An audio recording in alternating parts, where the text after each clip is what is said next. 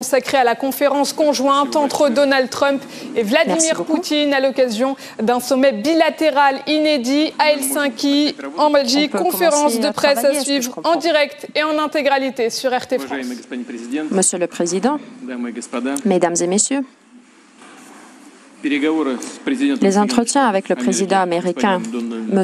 Donald Trump, ont été francs, se sont passés dans l'esprit de travail. Et je crois qu'ils étaient très utiles et ont abouti à un succès. Nous avons pu examiner l'état actuel et les perspectives des relations russo-américaines, ainsi que des questions clés de l'agenda international. Il est évident pour tout le monde que nos relations bilatérales traversent une période difficile. Cependant, ces difficultés qui sont dues à cette ambiance tendue n'ont pas de raison objective.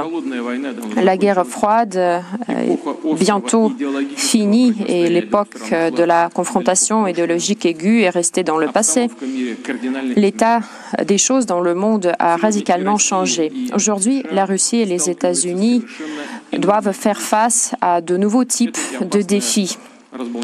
C'est le déséquilibre très dangereux des mécanismes de la sécurité internationale, les problèmes de sécurité, les crises régionales, la propagation des menaces du terrorisme et du crime transfrontalier, ainsi que l'accentuation des problèmes économiques, écologiques et autres. Pour surmonter tous ces problèmes, il faut joindre nos efforts. J'espère que nous pourrons le comprendre et aboutir à un consensus avec nos partenaires américains. Les négociations aujourd'hui ont témoigné de notre volonté commune de remédier à cette situation, de tracer des premières démarches pour rétablir le bon niveau de la confiance et pour revenir à l'ancien niveau de notre coopération sur toutes les questions d'intérêt commun. Étant deux puissances, de grandes puissances nucléaires, nous portons une responsabilité particulière pour la sécurité internationale. Et je pense qu'il est indispensable d'établir un dialogue sur la non-prolifération des armes de destruction massive. Nous avons transmis à nos collègues américains une note avec des propositions concrètes sur ce sujet. Nous pensons qu'il est nécessaire de continuer notre travail conjoint pour examiner tout le dossier militaire ainsi que les questions de désarmement. Il s'agit du traité des armes stratégiques défensives. Il s'agit des systèmes antimissiles américains ainsi que le traité de l'élimination des missiles de moyenne et de longue portée. Le déploiement des armes dans l'espace. Nous sommes en faveur de la poursuite de notre coopération dans la lutte contre le terrorisme et dans le domaine de la sécurité dans le cyberespace. Je tiens à relever que nos services spéciaux coopèrent avec beaucoup de succès. L'exemple peut-être le plus récent, c'est notre coopération très étroite avec le groupe d'experts américains pour la sécurité dans le cadre du championnat du football, la Coupe du Monde qui a pris fin hier à Moscou. Je crois que nos contacts entre nos services de sécurité doivent revêtir un caractère systématique. Et je propose de relancer notre groupe de travail pour la lutte contre le terrorisme. Nous avons évoqué les crises régionales. Nos positions ne sont pas toujours les mêmes et cependant, il y a beaucoup de points de convergence. Il y a beaucoup d'intérêts communs. Il faut chercher ces points de convergence. Il faut coopérer davantage, y compris dans le cadre des différents forums internationaux. Nous avons bien évidemment évoqué non seulement des crises internationales, mais aussi des crises régionales, par exemple la Syrie. Bien sûr, l'objectif de rétablir la paix et la sécurité dans ce pays pourrait devenir un modèle de la coopération efficace. La Russie et les États-Unis peuvent devenir leaders sur ce dossier et organiser une coopération efficace pour surmonter la crise humanitaire et pour aider les réfugiés à revenir dans leur foyer. Je crois que nous avons déjà tous les éléments nécessaires pour la réussite. Je crois que les militaires russes et américains ont acquis une très bonne expérience de coopération, ce qui a permis d'éviter des incidents dangereux et une confrontation aussi dangereuse dans l'air ou au sol. Après l'élimination complète dans le sud-ouest de la Syrie, la situation sur le plateau de Golan doit être mise en accord avec l'accord de 1974 sur la séparation des troupes d'Israël et de la Syrie. Cela permettra d'instaurer le régime du cessez-le-feu entre la Syrie et Israël et d'assurer la sécurité de l'État hébreu. Monsieur le Président a accordé une attention particulière à ce sujet aujourd'hui. Je confirme une fois de plus que la Russie est intéressée en tel scénario et nous allons garder telle approche. Cela nous permettra d'établir une paix solide sur la base de la résolution 338 du Conseil de sécurité de l'ONU. Notre fait encourageant, c'est que le problème de la péninsule nucléaire a marqué certains avancements grâce y compris à la contribution personnelle de Donald Trump. Lors des négociations, nous avons évoqué notre préoccupation à l'égard de la sortie américaine de l'accord sur le nucléaire iranien. La partie américaine connaît très bien notre position, qui n'a pas changé. Maintenant, l'Iran est le pays le plus contrôlé au monde, donc sous l'égide de l'AIEA. Donc, ceci assure le caractère pacifique du programme nucléaire iranien et contribue au régime de la non-prolifération. Parlant de la crise ukrainienne, nous avons souligné l'importance de la mise en œuvre des accords de Minsk. Les États-Unis pourraient insister davantage sur cette nécessité et encourager les leaders, les dirigeants ukrainiens à s'aligner au même travail. Nous avons porté une attention particulière à l'économie. L'intérêt de coopérer de la part des milieux des affaires des deux pays existe de manière très évidente. La délégation d'affaires américaine a été parmi les plus nombreuses au Forum de Saint-Pétersbourg. Plus de 500 représentants du business américain ont été présents à ce forum pour contribuer au développement du commerce, des investissements bilatéraux. Nous nous sommes mis d'accord de créer un groupe de haut niveau pour rassembler les entrepreneurs qui savent mieux comment établir la coopération efficace. Alors, à eux de penser comment l'organiser, comment procéder et qu'ils présentent leurs propositions. Le président Trump a évoqué une fois de plus le sujet de l'ingérence russe dans le processus électoral américain. Et donc, j'étais obligée de répéter ce que j'avais dit déjà plusieurs fois, y compris lors de mes contacts personnels avec M. Trump. L'État russe ne s'est jamais ingéré et n'a pas cette intention. Donc, il ne s'est jamais ingéré dans le processus électoral ou dans les affaires antérieures, plus généralement des États-Unis. Et nous sommes prêts à vous prêter tous les matériaux nécessaires. Par exemple, dans le cadre du groupe conjoint pour la cybersécurité, encore lors de notre rencontre à Hambourg, nous nous sommes mis d'accord de créer ce groupe. Et bien sûr, il est grand temps de dégéler nos contacts en ce qui concerne les organisations civiles dans le domaine culturel et social. Tout récemment, vous le savez, nous avons accueilli une délégation des membres du Congrès américain et ceci a été perçu vraiment comme un événement historique et pourtant ça devrait être un événement tout à fait ordinaire, je dirais quotidien. À cet égard, nous avons présenté nos propositions à M. Trump, donc réfléchir non seulement au côté pratique mais aussi à la philosophie de nos relations à long terme. Il serait utile de faire appel à des experts qui connaissent bien l'histoire et les nuances de la coopération russo-américaine. Donc, il serait peut-être opportun d'établir un conseil des personnalités éminentes russes et américaines, donc des diplomates, des chercheurs, des scientifiques qui pourraient trouver des points de convergence et de réfléchir à la manière de conférer à notre coopération un caractère solide. En général, nous sommes satisfaits à l'égard de notre première rencontre avec M. Trump, parce qu'avant, nous nous sommes rencontrés lors des forums internationaux. C'était une belle conversation. J'espère que maintenant, nous nous comprenons mieux. Et je remercie Donald pour ça.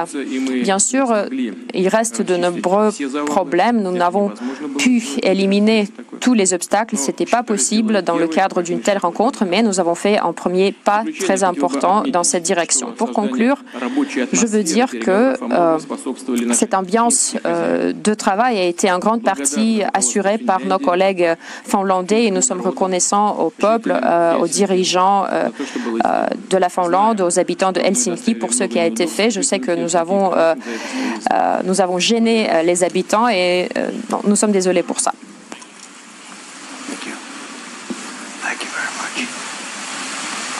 Merci beaucoup. Merci. Je viens de terminer notre réunion avec M. Poutine. Nous avons discuté des sujets critiques importants pour tous les deux pays. Nous avons eu un dialogue ouvert et productif. Il s'est déroulé d'une très bonne manière. Et avant de commencer, je voudrais remercier Monsieur le Président de la Finlande, M. Niinisto, pour nous avoir accueillis et pour avoir autorisé la tenue de ce sommet. Le président Poutine a noté comment ce travail a été fait et quel plaisir nous avons eu à être là. Je voudrais également saluer Monsieur le Président Poutine et je voudrais le féliciter à l'occasion de la Coupe du Monde qui vient de se terminer. C'était l'une des meilleures Coupes du Monde et votre équipe a eu une très bonne performance. Nous continuons aujourd'hui notre tradition de la diplomatie américaine et qui existait depuis les premiers jours de l'existence de notre pays. Nous avons toujours compris dès ces premiers jours que la diplomatie, c'était un avantage et le dialogue, c'est important non seulement pour les États-Unis et pour la Russie, mais pour le monde entier. Les désaccords entre nos deux pays ont été discutés en détail aujourd'hui par moi et par le président Poutine. Si nous avons envie de résoudre des problèmes auxquels le monde est confronté, il faut trouver des moyens de coopérer, il faut trouver des points communs. Nous avons vu les conséquences des situations dans le cadre desquelles la diplomatie était abandonnée. Et nous avons également vu à quel point la coopération peut être utile. Nous avons vu ça depuis quelques centenaires. Nous avons vu ça pendant la Deuxième Guerre mondiale, quand les pays luttaient ensemble, côte à côte. Le monde était très différent, mais à l'époque, les États-Unis et la Russie pouvaient avoir un dialogue stable. Nos relations n'ont jamais été dans un état pire qu'aujourd'hui. Pourtant, cela a changé, à peu près il y a 4 heures. J'ai vraiment confiance en cela. Le plus facile, c'est de refuser les réunions, de renoncer aux négociations, mais cela ne donnera aucun résultat. En tant que président, je ne peux pas prendre des décisions pour la politique extérieure, pour réconcilier ceux qui critiquent les médias. Un dialogue constructif entre les États-Unis et la Russie nous donne une opportunité pour trouver une autre voie vers la stabilité et la paix dans le monde. Je vais prendre un risque politique pour atteindre la paix au lieu de risquer la paix et poursuivre cette politique. Moi, en tant que président, je pense tout d'abord à ce qui est le meilleur pour l'Amérique et pour le peuple américain. Pendant notre réunion d'aujourd'hui, avec Monsieur le Président, nous avons évoqué l'ingérence de la Russie dans notre élection. Je pense que je devais lui dire face à face. Nous avons discuté cela pendant un temps assez long et M. Poutine, je crois, voulait discuter de cette question. Il a très clairement, il a une vision très claire de cette question. Nous avons également des questions critiques, dont la propagation des armes nucléaires. Le mois dernier, j'ai discuté cette question, la question de la dénucléarisation de la Corée du Nord avec M. Kim Jong-un. Et je suis certain que la Russie a également envie de mettre fin à ce problème et est prête à travailler dans ce sens. Je remercie Monsieur le Président pour cela. Nous avons également discuté les questions de l'islamisme radical dont souffre la Russie, tout comme les États-Unis. Il y a des actes terroristes atroces et nous nous sommes mis d'accord pour continuer nos communications entre nos départements de sécurité en vue de mettre fin à ce mal. Nous avons évoqué l'attentat à Saint-Pétersbourg qui a été arrêté. Elle n'a pas été effectuée parce que les terroristes ont été arrêtés et cette attaque, on a pu la prévenir. J'ai remercié le président Poutine de m'avoir rappelé après cela. J'ai souligné à quel point il est important de faire pression sur l'Iran pour qu'ils arrêtent leur campagne de violence et de la propagation nucléaire dans la région. Nous avons également touché la question de la crise en Syrie, qui est très difficile, très compliquée. La coopération entre nos deux pays pourrait sauver des centaines de milliers de vies. J'ai dit également que les États-Unis ne permettraient pas que l'Iran puisse profiter de notre campagne réussie contre Daesh. Nous avons presque réussi à éliminer Daesh de la région. Et nous avons dit que les représentants de notre agence de la sécurité nationale discuteront des questions que nous avons évoquées aujourd'hui et vont développer les progrès entamés ici à Helsinki. La réunion d'aujourd'hui, ce n'est que le début d'un processus très long, mais nous avons fait notre premier pas vers l'avenir meilleur, vers l'avenir dans lequel un dialogue ferme existera et nous avons beaucoup parlé de cela. Nos attentes sont fondées sur nos objectifs réels. Nous voudrions avoir la coopération, l'amitié et la paix. Je pense que je peux le dire non seulement au nom des États-Unis, mais également au nom de la Russie. Le président Poutine, je voudrais vous remercier de nouveau d'avoir rejoint cette discussion et d'avoir continué ce dialogue ouvert, franc entre nos pays. Nous avons une tradition de longue date d'avoir une diplomatie entre les États-Unis et la Russie pour le bien commun. C'est une journée qui a été très constructive aujourd'hui. On a passé quelques heures vraiment très constructives. On les a passées ensemble et c'est important pour nos deux pays. Il est important de continuer cette conversation. Nous nous sommes mis d'accord pour nous réunir plus souvent dans l'avenir et nous espérons que nous pourrons résoudre tous les problèmes que nous avons discutés aujourd'hui. Merci beaucoup, Monsieur Poutine. Messieurs les présidents, maintenant les journalistes vont vous poser deux questions. Nous commençons par les journalistes russes, les journalistes du Kremlin. Merci, présentez-vous. Bonjour, je m'appelle Alexei Mishkov, je représente l'agence Interfax. Ma question est pour le président des États-Unis. Pendant votre tournée européenne, vous avez dit que la mise en œuvre du projet de gazoduc Nord Stream 2 et d'autres projets rend de l'Europe l'otage de la Russie. Vous avez proposé de libérer l'Europe de cette dépendance en envoyant votre GNL américain.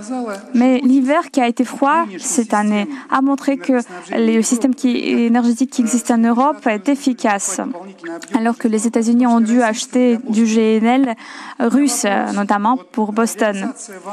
Ma question, justement, porte sur la mise en œuvre de votre idée. Est-ce qu'elle est plutôt politique et est-ce que ça va donner lieu au fait que le système européen énergétique aura un marque fort qui concernera surtout les pays consommateurs. Et deuxième question, avant de rencontrer M. Poutine, vous l'avez nommé votre concurrent, mais vous avez laissé un espoir que peut-être vous pourriez rendre cette relation amicale. Est-ce que vous avez réussi à le faire? Oh, vous savez, oui, je l'ai appelé un concurrent, un adversaire, mais c'est un bon adversaire en fait. Le mot adversaire, concurrent, en fait, c'est un compliment. Je crois que, voilà, nous allons faire concurrence parlant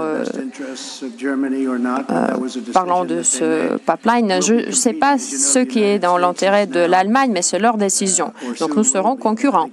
Vous savez, les États-Unis, maintenant déjà, sont l'État l'un des plus grands au monde dans le domaine de la production du gaz naturel, du GNL. Donc oui, nous allons faire la concurrence avec le projet russe. J'en ai parlé avec Angela Merkel.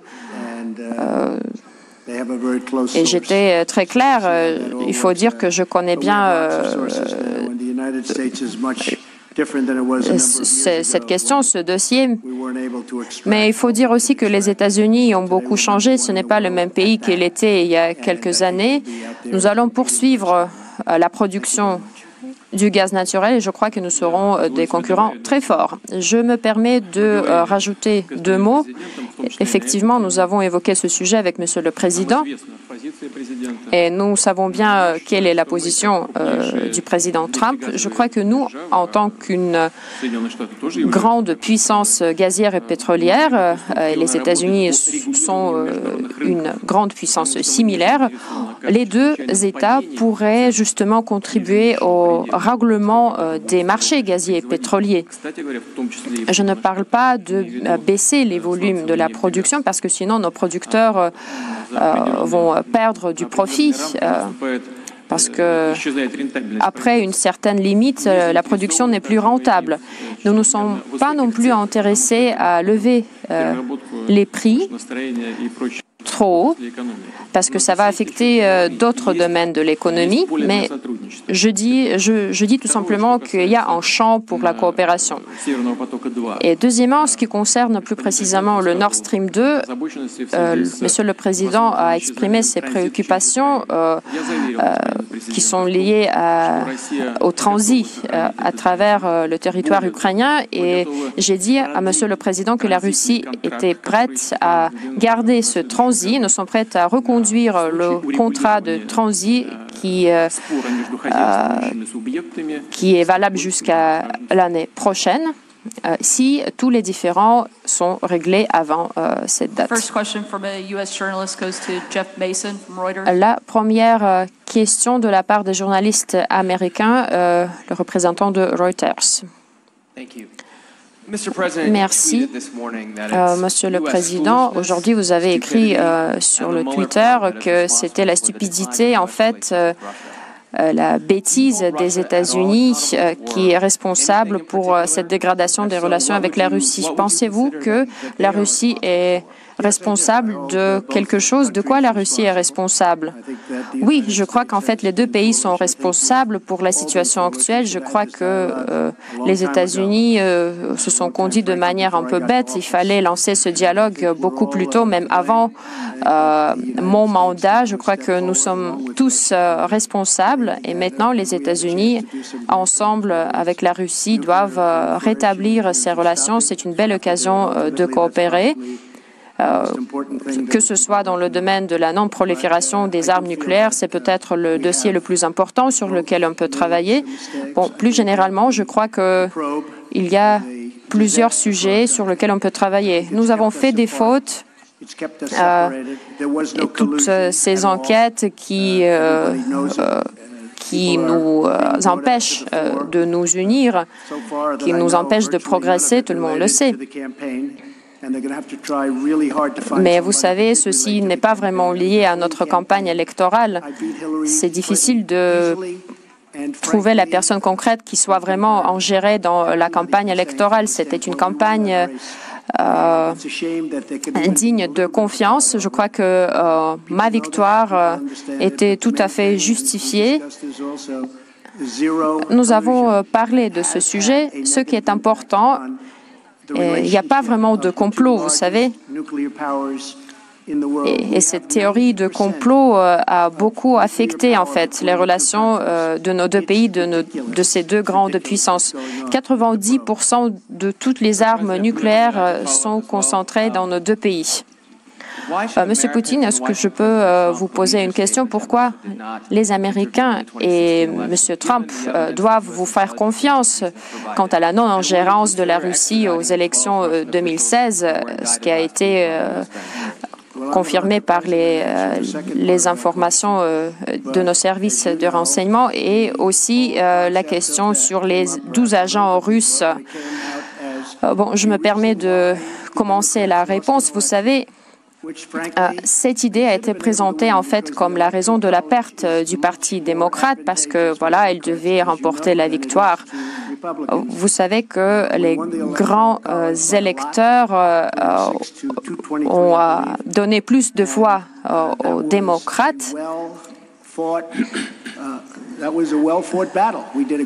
223 contre 306, mais bon, cette lutte était très franche, cette concurrence était franche, et je crois que la victoire est très méritée aussi. Je le répète, il n'y avait pas de complot. Il n'y avait pas d'ingérence. J'avais personne à qui je pourrais comploter, en fait. Et donc, ces 12 ou 14 agents, vous savez, ça n'a rien à voir avec les élections. Il a déjà été avéré que ces citoyens n'ont aucune implication à la campagne électorale. Mais même les personnes qui pourraient être impliquées, peut-être ils ont apporté quelques renseignements à la FBI. Je ne sais pas, peut-être quelqu'un a menti. Mais bon, pour conclure, la campagne électorale, ça s'est bien passé. Bon, la question, à qui on peut faire confiance? On peut faire confiance à personne. Pourquoi M. Trump devrait faire confiance à moi et vice-versa? Parce que, vous savez, le président Trump défend les intérêts des États-Unis. Moi, je défends les intérêts de la Russie. Oui, nous avons des intérêts coïncidents et nous cherchons des points de convergence. Il y a des questions sur lesquelles on n'est pas d'accord.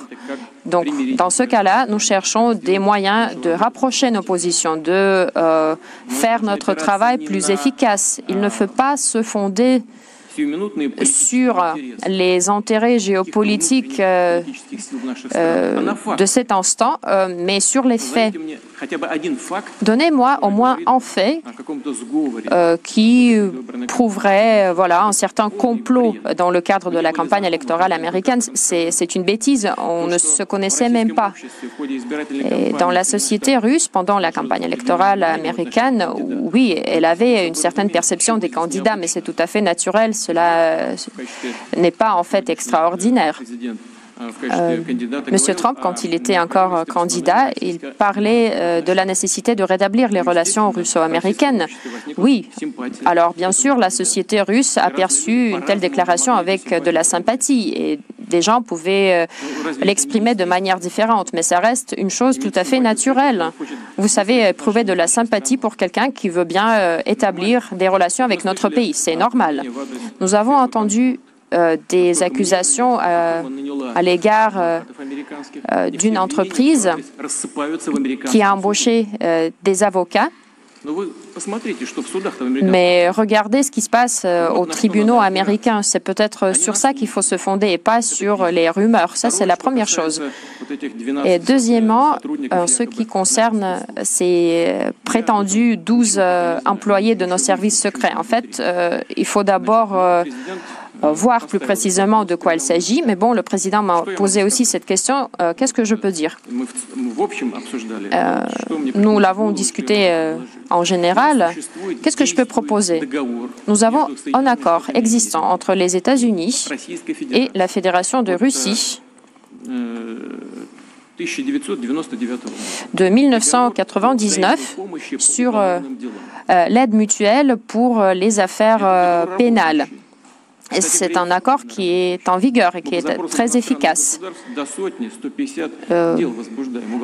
Ce qui nous permet de... en fait, le fait, c'est qu'en Russie, nous avons jusqu'à 150 affaires pénales en Russie. Pour dire que voilà, c'est un accord qui fonctionne. Et cet accord prévoit certaines procédures du travail conjoint. Donc, ce que nous pouvons proposer,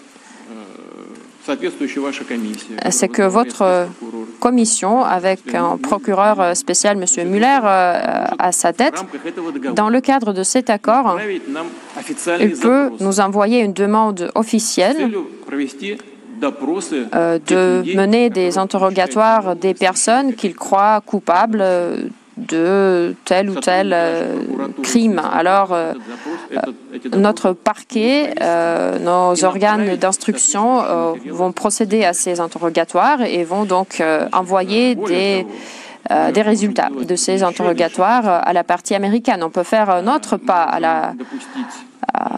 à votre encontre. On peut donner l'accès aux représentants officiels des États-Unis, par exemple de cette même commission, donc l'accès à ces interrogatoires, qu'ils soient présents.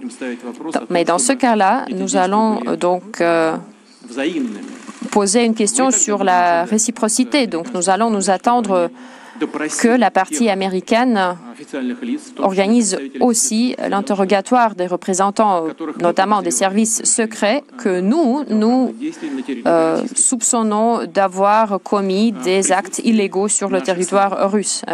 Pareil, en présence de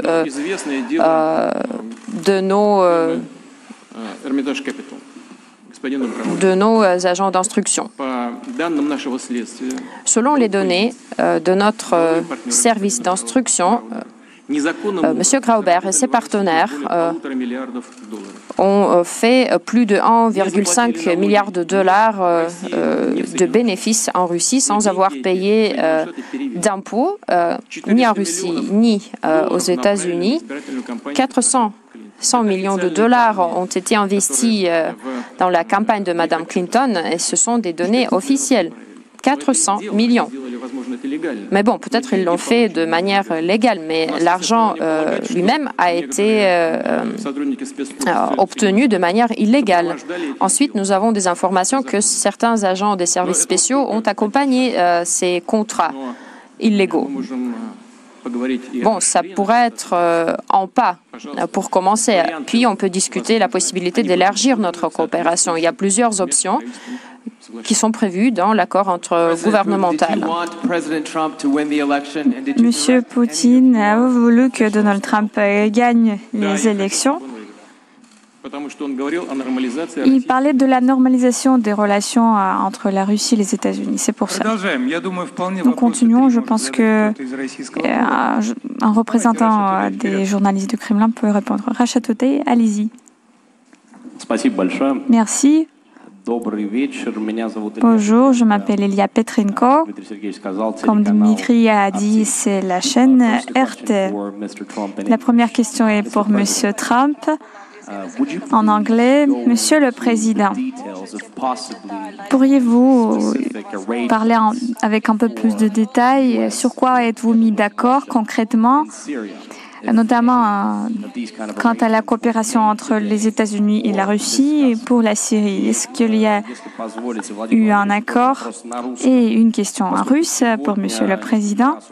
Comme aujourd'hui le sujet du football a été touché, je vais vous demander la question en langue du football. Monsieur Pompeo avait dit que lorsqu'on commence à parler de la coopération en Syrie, la balle est du côté de la Russie. Monsieur Poutine, est-ce que c'est ça? Et si c'est le cas, justement, comment allez-vous utiliser cette possession de la balle? Merci.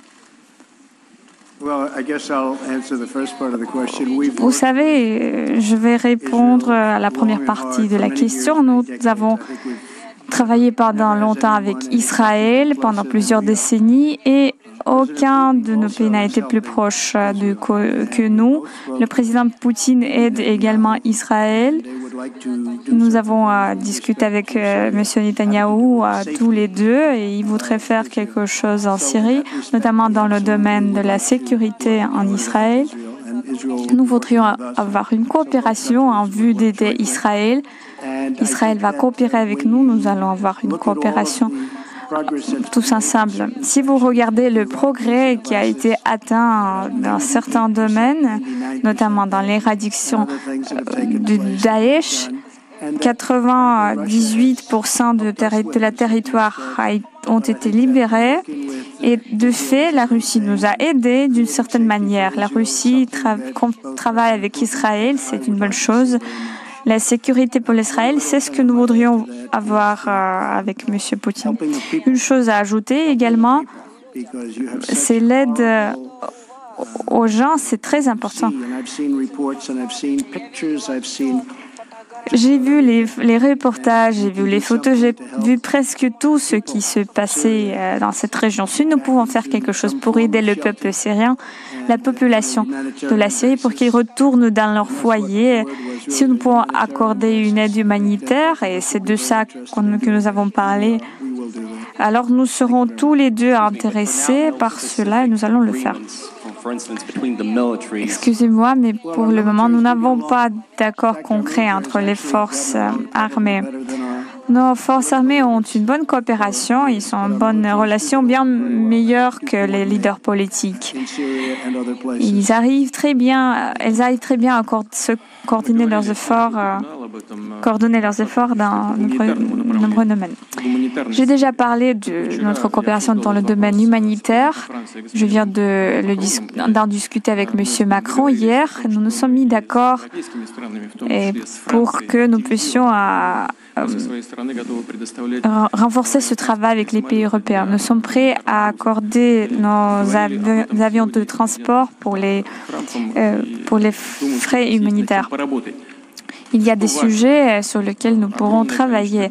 Nous avons évoqué cela dans notre conversation. Il y a beaucoup de réfugiés dans les pays près de la Syrie, en Turquie, en Jordanie.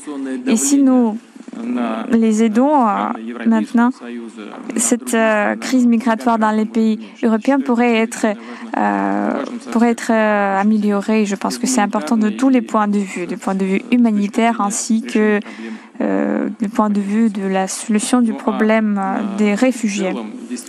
En tout, je suis d'accord avec Monsieur le Président. Nos militaires coopèrent d'une manière très efficace. J'espère qu'ils pourront se mettre d'accord comme avant. Dans l'avenir, nous allons travailler dans le format d'Astana. Je pense à la Russie, la Turquie, l'Iran. J'en ai informé aujourd'hui Monsieur le Président et nous sommes prêts à rejoindre nos efforts avec les efforts du soi-disant petit groupe des États, en vue que le processus ait un caractère plus élargi et en sorte de pouvoir améliorer nos chances pour le succès final. Quant à la balle qui est de notre côté, dans le domaine syrien, Monsieur le Président vient de dire que nous avons eu la Coupe du Monde très réussie. Et pour la balle, je voudrais la donner à Monsieur le Président. Maintenant, il sera de son côté. En plus, étant donné que les États-Unis auront la Coupe du Monde en 2026. Merci, vous avez tout à fait raison. Nous allons avoir la Coupe du Monde et j'espère que nous allons réussir aussi bien que vous. Ça, c'est pour mon fils Baron. Et, tiens, Melania, la question finale du Parti américain, Associated Press.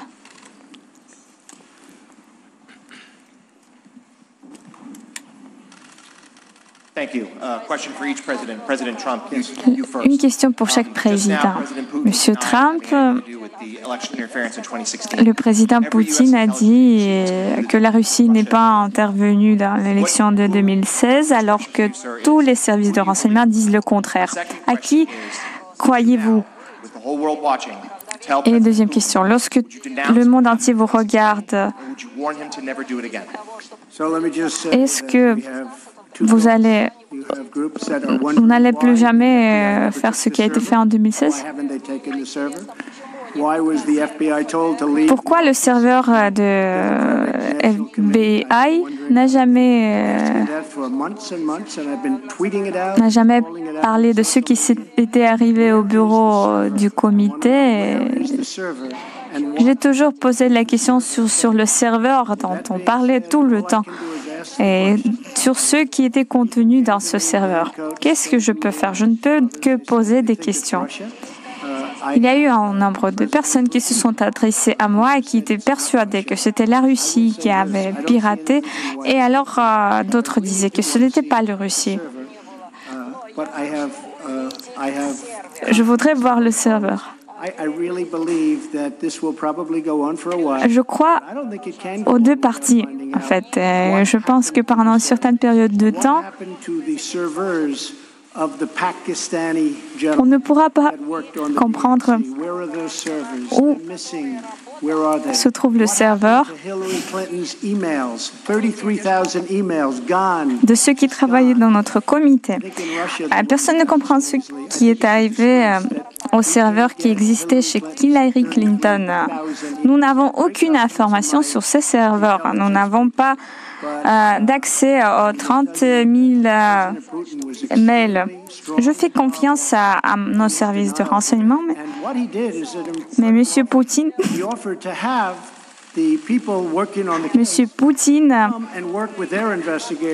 niait fortement.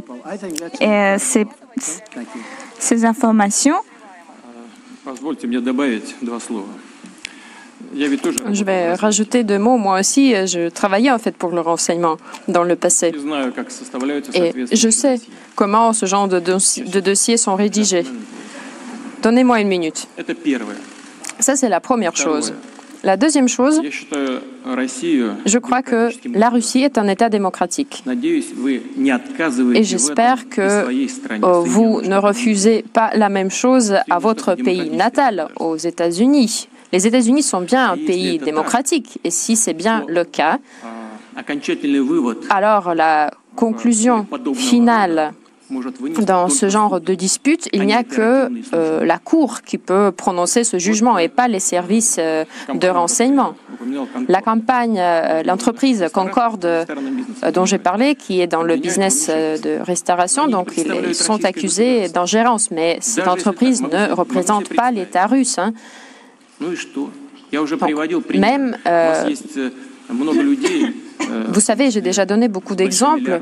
Vous avez beaucoup de milliardaires, par exemple M. Soros, qui s'en gèrent partout.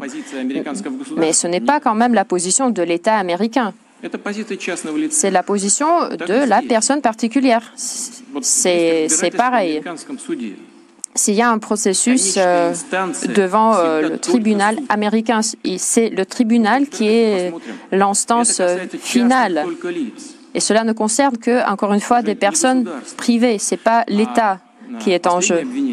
La dernière accusation à l'égard des 10 agents de nos services spéciaux, je l'ai déjà dit, il y a un accord intergouvernemental qui existe, donc vous pouvez nous adresser une demande officielle, que la Commission nous envoie une telle demande. Nous allons faire un travail sur ce sujet. Nous allons présenter notre réponse. Comme j'ai dit, nous pouvons élargir cette coopération, mais encore une fois, sur une base réciproque. Dans ce cas-là, nous allons attendre que la partie américaine nous fournisse aussi l'accès à des personnes que nous jugeons des agents des services secrets. Il faut parler du fond, vous savez, et ne pas essayer d'instrumentaliser les relations russo-américaines pour les mettre au service de la lutte antérieure américaine.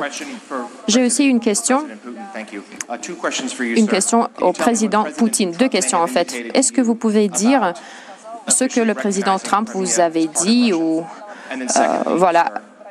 quant à la reconnaissance de la Crimée en tant que partie de la Fédération de Russie? Et deuxièmement, est-ce que le gouvernement russe a des matériaux compromettants contre la famille Trump et sa famille? Alors, la position de M. Trump sur la Crimée est bien connue. À ce que je sache, cette position n'a pas changé. M. Trump parle du caractère illégal de l'appartenance de la Crimée à la Russie. Notre position est différente. Nous pensons que le référendum a été tenu dans le strict respect du droit international et de la Charte des Nations Unies. Pour nous, la question est close. Deuxièmement, ce qui concerne des matériaux compromettants. Oui, j'ai déjà entendu cette idée selon laquelle on ramasserait des informations sur M. Trump quand M. Trump, dans le passé, venait à Moscou. Vous savez, quand c'était bien le cas, je ne le savais même pas. J'avais beaucoup de respect pour M. Trump en tant que chef de l'État américain, mais quand il venait chez nous en tant qu'un homme d'affaires, je ne savais même pas qu'il était à Moscou. Par exemple, le Forum économique de Saint-Pétersbourg. Vous savez, plus de 500 hommes d'affaires de très haut niveau sont venus d'Amérique. Je ne connais même pas ces noms. Alors, vous croyez qu'on est en train de chercher des informations compromettantes sur chacun de ces hommes d'affaires? C'est vraiment une bêtise et je vous prie d'oublier ce genre d'idée. Je dois dire que même s'ils avaient de tels matériaux, ils l'auraient déjà fourni. Peter Strzok, par exemple, qui donnait des témoignages quand moi j'étais à Bruxelles, c'est une honte pour notre pays, pour le FBI. C'était vraiment une chasse aux sorcières. Merci à tout le monde.